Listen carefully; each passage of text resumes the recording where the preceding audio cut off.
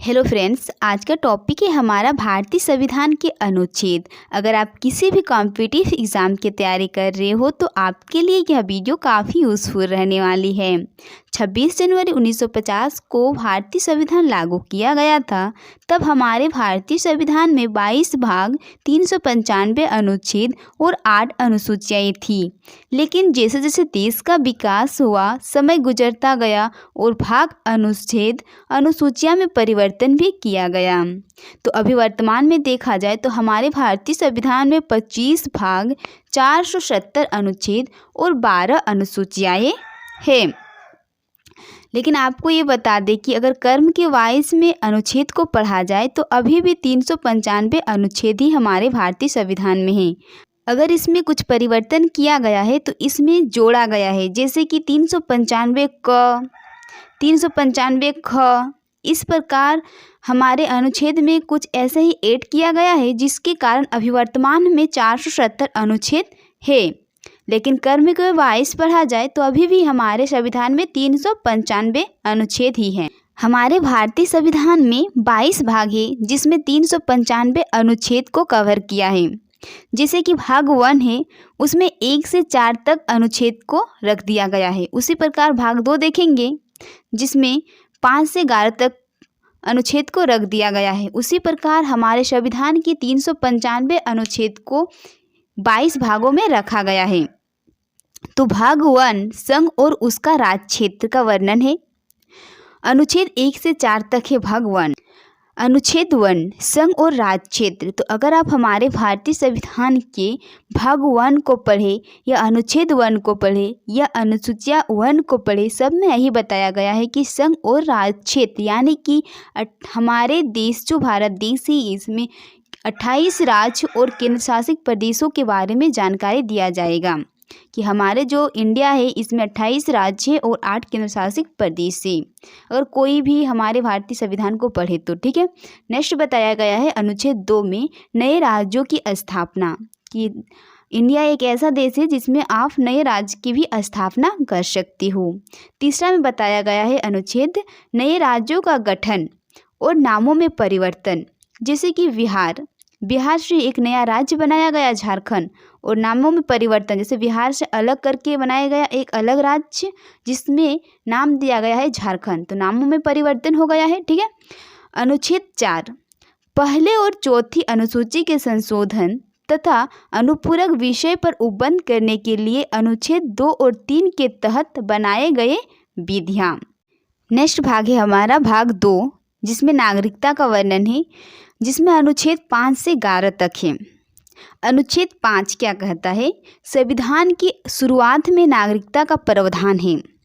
अनुच्छेद 6 कहता है पाकिस्तान से भारत आने वाले व्यक्तियों की नागरिकता, जो भी व्यक्ति पाकिस्तान से भारत आ रहे हैं उसको नागरिकता दिया जाएगा। अनुच्छेद 6 में वर्णन है उसका। अनुच्छेद 7 में वर्णन है कि भारत से जो भी व्यक्ति पाकिस्तान जा रहे हैं उसको नागरिकता दिया जाएगा। अनुच्छेद 7 में वर्णन है कि भारत से पाकिस्तान जाने वाले व्यक्तियों की नागरिकता। अनुच्छेद 8 में वर्णन है भारत से बाहर रहने वाले व्यक्तियों की नागरिकता।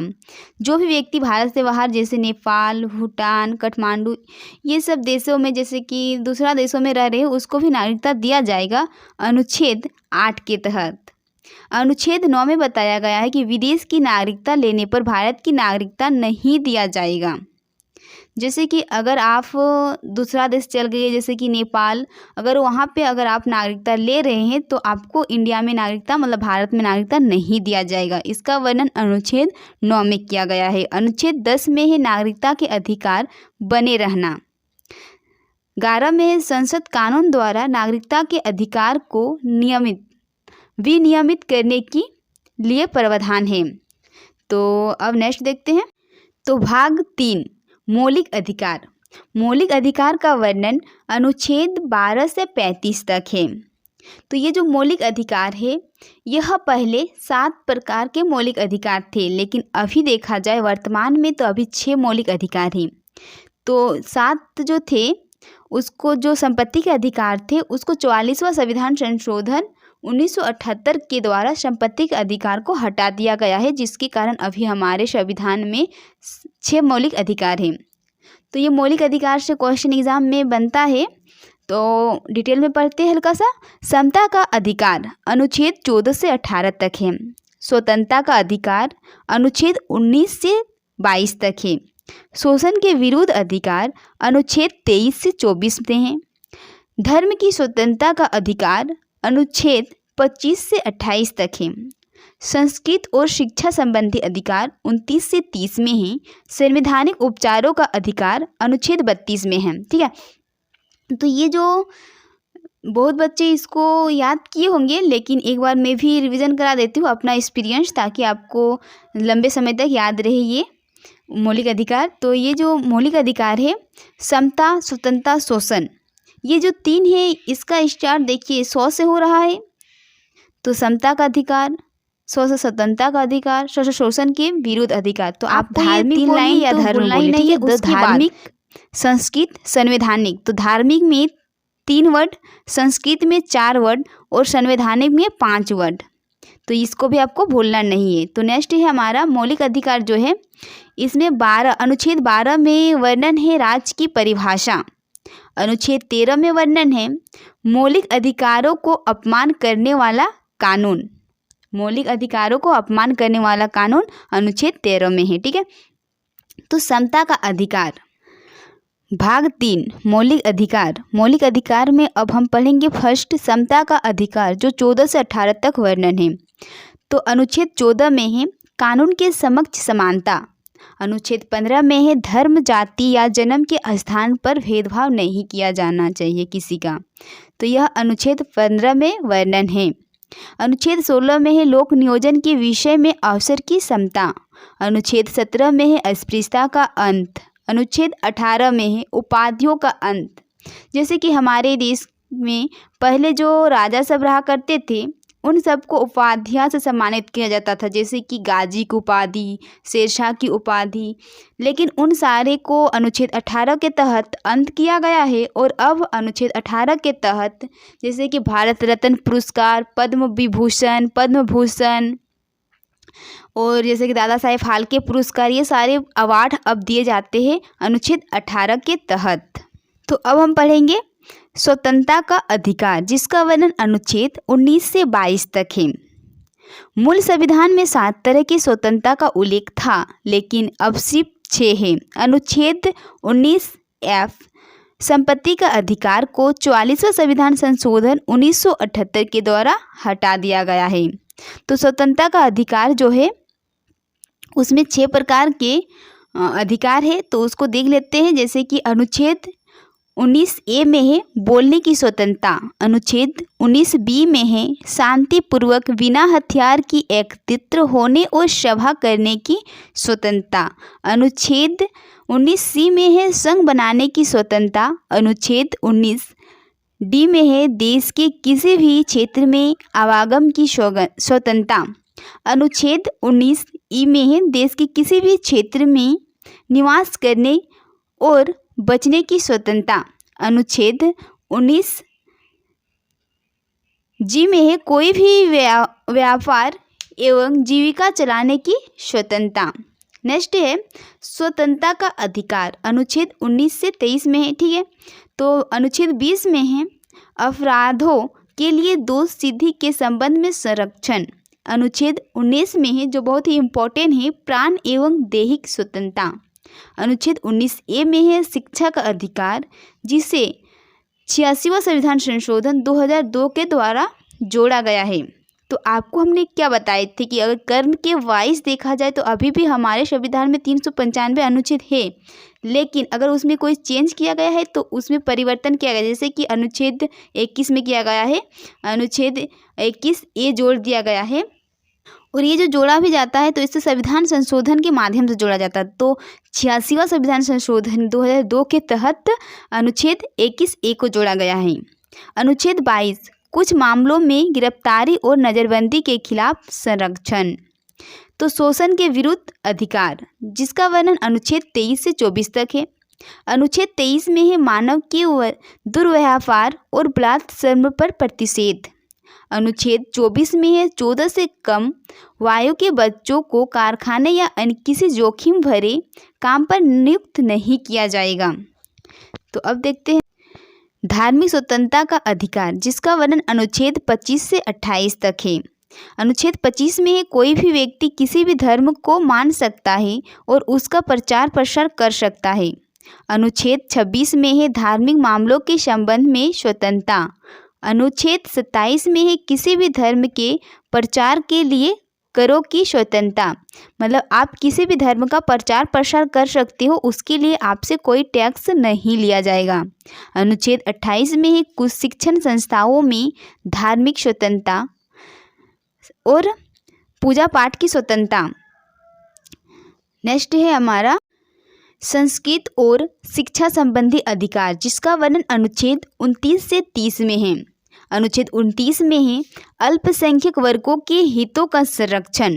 अनुच्छेद 30 में है शिक्षा संस्थाओं की स्थापना और प्रशासन करने का अल्पसंख्यक वर्गों का अधिकार है। संवैधानिक उपचारों का अधिकार अनुच्छेद 32 में है। अनुच्छेद 32 रीट संबंधी प्रावधान है।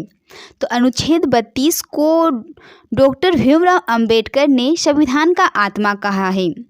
अनुच्छेद 32 के तहत सुप्रीम कोर्ट 5 प्रकार के रीट जारी करते हैं। बंद प्रत्यक्षीकरण, परमादेश, अधिकार पृच्छक, उत्प्रेषण, प्रतिषेध, ये जो 5 प्रकार के रीट है, जिसे एग्जाम में बहुत बार क्वेश्चन पूछे गए हैं कि अनुच्छेद 32 के तहत कौन कौन से मतलब कि रीट जारी किया गया है, इनमें से कौन कौन से रीट जारी किया गया है। ठीक है, तो अनुच्छेद 32 मौलिक अधिकारों को लागू करने में संसद की शक्ति। अनुच्छेद 34 सैन्य क्षेत्र या कानून के समय मौलिक अधिकार पर प्रतिबंध संबंधी प्रावधान। अनुच्छेद 35 मौलिक अधिकार लागू करने संबंधी प्रावधान।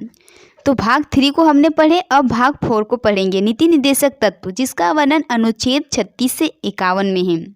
तो ये जो नीति निर्देशक तत्व है, इसे आयरलैंड के संविधान से लिया गया है। उसी प्रकार मौलिक अधिकार जो थे उसे अमेरिका के संविधान से लिया गया है। तो इससे भी बहुत बार एग्जाम में क्वेश्चन पूछे गए हैं कि नीति निर्देशक तत्व को कौन से संविधान से लिया गया है। तो इसे आयरलैंड के संविधान से लिया गया है और मौलिक अधिकार को अमेरिका के संविधान से लिया गया है। तो अनुच्छेद 36 में परिभाषा के बारे में, राज्य की परिभाषा के बारे में वर्णन किया गया है। उसी प्रकार राज्य की परिभाषा के बारे में वर्णन किया गया था अनुच्छेद 12 में। अनुच्छेद 37 में वर्णन किया गया है निहित सिद्धांतों का अनुप्रयोग। अनुच्छेद 38 में वर्णन है राज्य लोक कल्याण की सामाजिक व्यवस्था बनाएगा, जिससे नागरिक को सामाजिक, आर्थिक एवं राजनीतिक न्याय मिलेगा। अनुच्छेद 39 में बताया गया है राज्य द्वारा पालन किए जाने वाले नीति के कुछ सिद्धांतों। अनुच्छेद 39 क में बताया गया है समान कार्य के लिए समान वेतन। अनुच्छेद 39 ख में बताया गया है सार्वजनिक धन का स्वामित्व तथा नियंत्रण इस प्रकार करना ताकि सार्वजनिक हित का सर्वोच्चतम साधन हो सके। अनुच्छेद 39 ग में बताया गया है धन का समान वितरण, चाहे वह पुरुष हो या महिला, उसको समान धन दिया जाएगा। और उसमें बताया गया था क्या 39 क में समान कार्य के लिए समान वेतन, चाहे वह पुरुष हो या महिला, उसको समान कार्य के लिए समान वेतन दिया जाएगा। और अनुच्छेद 39 ग में बताया गया था धन का समान वितरण, मतलब महिला और पुरुष दोनों में एक समान धन का वितरण किया जाएगा। तो ये जो 39 हो गया। अब पढ़ेंगे 40 में बताया गया है ग्राम पंचायत का गठन। अनुच्छेद 40 में बताया गया है ग्राम पंचायत का गठन। अनुच्छेद 41 में बताया गया है कुछ मामलों में काम, शिक्षा और सार्वजनिक सहायता का अधिकार। अनुच्छेद 42 में बताया गया है काम के न्यायसंगत और मनोचित दशाओं का तथा प्रस्तुति सहायक का उपबंध। अनुच्छेद 43 में बताया गया है कर्मकारों के लिए निर्वाचन, मजदूरी एवं कुटीर उद्योग का प्रोत्साहन। अनुच्छेद 43 क में बताया गया है उद्योग के संबंध में श्रमिकों की भागीदारी। अनुच्छेद 43 ख में बताया गया है सरकारी समितियां का संवर्धन। अनुच्छेद 44 में बताया गया है नागरिकों के लिए समान नागरिक संहिता। अनुच्छेद 45 में बताया गया है बच्चों के लिए निःशुल्क और अनिवार्य शिक्षा का प्रावधान 0 से 6 वर्ष के बच्चों के लिए। नेक्स्ट है अनुच्छेद 46 SC और ST अनुसूचित जाति और अनुसूचित जनजाति और अन्य कमजोर वर्ग के शिक्षा और आर्थिक हितों को बढ़ावा देना। अनुच्छेद 47 में बताया गया है पोषाहार स्तर जीवन स्तर को ऊपर उठाने और सार्वजनिक स्वास्थ्य में सुधार करने के लिए राज्य का कर्तव्य है। अनुच्छेद 48 में बताया गया है कृषि एवं पशुपालन का संगठन। अनुच्छेद 48A में बताया गया है पर्यावरण का संरक्षण और सुधार तथा वनों और वन्य जीवों की सुरक्षा। अनुच्छेद 49 में बताया गया है राष्ट्रीय महत्व के स्मारकों स्थान और वस्तु का संरक्षण। अनुच्छेद 50 में बताया गया है कार्यपालिका को न्यायपालिका से अलग करना। अनुच्छेद 51 में बताया गया है अंतर्राष्ट्रीय शांति और सुधार को बढ़ावा देना। तो हमने 1 से लेकर 51 तक के आर्टिकल को कंप्लीट किए। तो नेक्स्ट वीडियो में हम 52 से लेकर 151 तक के आर्टिकल को करने वाले हैं, क्योंकि एक ही वीडियो में पॉसिबल नहीं है सारे आर्टिकल को कराना, क्योंकि आपको भी उसमें कन्फ्यूज़न होने लगेगा। उसीलिए इसको हमने 4 पार्टों में डिवाइड किए हैं और सारे आर्टिकल को कंप्लीट करेंगे। तो आई होप आपने 1 से लेकर 51 तक के आर्टिकल को बहुत ही अच्छे से समझ लिए होंगे।